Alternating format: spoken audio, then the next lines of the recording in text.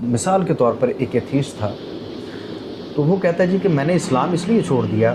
اب اندازہ لگائیں، میں یہ کہنا یہ چاہ رہا ہوں کہ اسلام سے انڈرسٹینڈنگ نہیں ہے. سب سے بڑی وجہ جو اسلام سے کوئی بندہ دور ہوتا ہے وہ کبھی اسلام کے قریب تھا ہی نہیں. صحیح. اس کے پاس اسلام کی انڈرسٹینڈنگ نام کی چیز تھی نہیں، ورنہ اسلام جیسی آئیڈیالوجی کو کوئی بھی انسان اپنی جان تو گوا سکتا ہے. اسلام جیسی خوبصورت آئیڈیالوجی کے اوپر جان تو نچھاور کر سکتا ہے، اس کو چھوڑنے کا سوچ بھی نہیں سکتا، کیونکہ اس کو چھوڑنا ہے تو کچھ اور کرنا ہے نا. صحیح. تو اور ہمارے پاس دراصل ہے کیا؟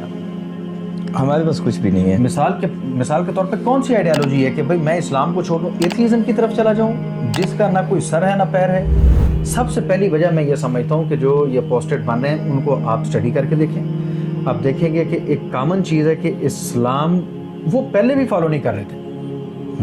جسٹ یہ کہنا، فار ایگزامپل ایک بندہ کہتا ہے میں جی نمازیں روزے پڑھتا تھا، روزے رکھ لیتا تھا.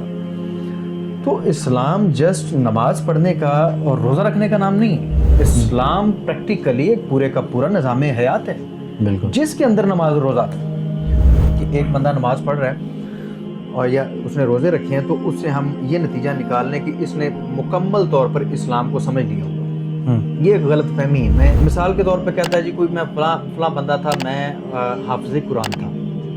بہت اچھی بات ہے کہ اس نے قرآن کو حفظ کیا، بڑی سعادت کی بات ہے کہ اس کے سینے میں قرآن موجود ہے، اور لیکن اب اسلام کے بارے میں مجھے ڈاؤٹ آنے لگا. اب مسئلہ یہ ہے کہ قرآن کو حفظ کرنا ایک الگ بات ہے، بالکل بڑے مرتبے کی بات ہے، بہت بڑی بات ہے، سعادت کی بات ہے، لیکن قرآن حکیم کو سمجھنا یہ الگ بات ہے. ایسے ہی. اللہ کے رسول نے فرمایا کہ تم میں سے بہتر وہ جو قرآن سیکھے اور سکھائے، جو سیکھے اور سکھائے. اب معاملہ یہ ہے کہ یہ جو لوگ ہیں انہوں نے قرآن کبھی سیکھا ہی نہیں تھا. اگر یہ قرآن سیکھتے، یہ اسلام کو سیکھتے، یہ کبھی ایتھیزم کی طرف تو کبھی بھی نہیں بڑھتے. پہلی ریزن تو یہ ہے کہ ان کی ہمارے جو اپوسٹیٹ ہو رہے ہیں ان کی اپنی جہالت ہے، اسلام سے واقفیت نہ ہونے کی وجہ سے ہے.